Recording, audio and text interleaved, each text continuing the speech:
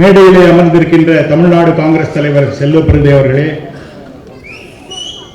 செயலாளர் திரு அஜய் குமார் அவர்களே, பிரசாத் அவர்களே மற்றும் மேடையிலே அமர்ந்துள்ள முன்னணி தலைவர்களே, காங்கிரஸ் பேரியக்கத்தின் தொண்டர்களே, உங்கள் அனைவருக்கும் என்னுடைய காலை வணக்கம்.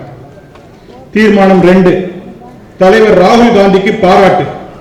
காந்தி நேரு பாரம்பரியத்தில் வந்த தலைவர் ராகுல் காந்தி மக்கள் பிரச்சனைகளை அறிவதற்காக கன்னியாகுமரியிலிருந்து காஷ்மீர் வரை 6500 கிலோமீட்டர் தூரம் இந்திய ஒற்றுமை பயணம் மேற்கொண்டார். இரண்டாவது முறையாக மணிப்பூரிலிருந்து மும்பை வரை இந்திய ஒற்றுமை நீதி பயணம் மேற்கொண்டார். இதன் மூலமாக எதிர்க்கட்சிகளிடையே ஒற்றுமையை ஏற்படுத்தி 26 கட்சிகள் கொண்ட இந்தியா கூட்டணி அமைவதற்கு தலைவர் ராகுல் காந்தியின் அணுகுமுறை துணையாக இருந்தது.